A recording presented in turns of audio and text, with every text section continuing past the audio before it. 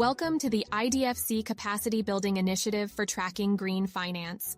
In this series of 9 videos, you'll learn how IDFC members are improving their efforts to track green finance. In today's video, we'll talk about why tracking biodiversity finance is so important, where we need clear guidelines, and how financial institutions can align with global biodiversity goals. Nature sustains all life on Earth and provides essential benefits to both our well-being and our economies.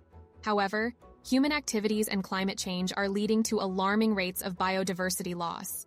The Kunming-Montreal Global Biodiversity Framework, adopted in 2022, aims to mobilize $200 billion per year for biodiversity, including $30 billion trough international finance. In 2020, IDFC members pledged to address biodiversity risks. While some have made progress, many institutions are still developing their financing operations. The new guidance documents that have been developed for IDFC members can provide essential information on how to ensure that investments deliver tangible benefits to nature without causing harm to other environmental or development objectives. So how do we track biodiversity finance? Let's start by identifying which activities qualify for biodiversity finance. For that, investments must show a positive contribution to nature. For example, through conservation, restoration, or sustainable use of ecosystems. Importantly, these projects should go beyond simply preventing harm. They must actively improve conditions for biodiversity. We then ask ourselves, does this activity contribute substantially to nature?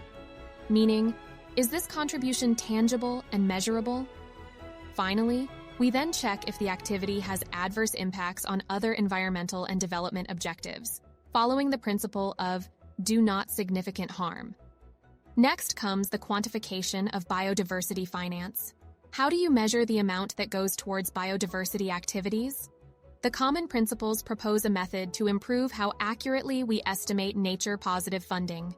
Members can use the incremental approach, which tracks specific costs associated with delivering biodiversity outcomes. Otherwise, when lacking precise data, they can have a proportional approach, which assigns a percentage of a project's total value based on its biodiversity impact. Let's take an example. A city is developing a project to reduce noise pollution, which includes planting trees as noise buffers. To track biodiversity spending, we can use 2 methods. The incremental approach adds up the costs related specifically to tree planting. This requires sufficiently granular data. The proportional approach, however, recognizes that the primary goal is noise reduction, so only a portion. For example, 40% of the total budget would count as biodiversity finance.